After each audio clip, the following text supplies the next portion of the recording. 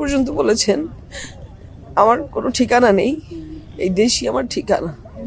বাংলাদেশকে ছেড়ে যাননি, আমাদেরকে ছেড়ে যাননি। বাংলাদেশের মা, আমাদের আপসী নেত্রী মমতা মহিমা প্রতিটা হত্যাযজ্ঞর পাশে দাঁড়িয়েছেন, সব সময় সকল নিপীড়িতের পাশে ছিলেন, বাংলাদেশের জনগণকে ছেড়ে যাননি। বারবার শেষ পর্যন্ত বলেছেন, আমার কোনো ঠিকানা নেই, এই দেশই আমার ঠিকানা। বাংলাদেশকে ছেড়ে যাননি, আমাদেরকে ছেড়ে যাননি, বাংলাদেশের জনগণকে ছেড়ে যাননি।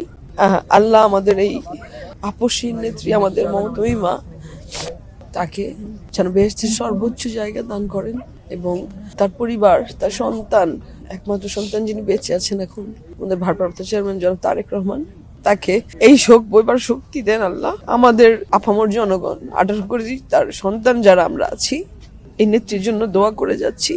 তিনি আমাদের জন্য নির্যাতনের শিকার হয়েছেন, তিনি আমাদের অধিকার রক্ষার জন্য জেলে গিয়েছেন, তাকে নির্যাতনের শিকার হতে হয়েছে, চিকিৎসা পাননি, তাকে নিজের ঘর থেকে উৎখাত করে দেওয়া হয়েছিল। সন্তানদের ছেড়ে, পরিবার ছেড়ে তিনি আমাদের সাথে ছিলেন, আমাদের বাংলাদেশের জনগণের সাথে ছিলেন। সারা বাংলাদেশের জনগণ তার জন্য দোয়া করি আমরা সবাই, এবং আল্লাহ যেন তাকে বেহেশতের সর্বোচ্চ স্থান দান করেন। এবং আমাদের যারা নেতাকর্মী, তার যে সন্তান আমরা আছি, এবং আমাদের ভারপ্রাপ্ত চেয়ারম্যান সহ সকলকে সকলবার শক্তি দেন, আমিন। আর আগামীকালকে দুপুর 2টায় মানিক মিয়া অ্যাভিনিউতে আমাদের ম্যাডাম বেগম খালেদা জিয়ার নামাজে জানাজা অনুষ্ঠিত হবে মানিক মিয়া অ্যাভিনিউতে।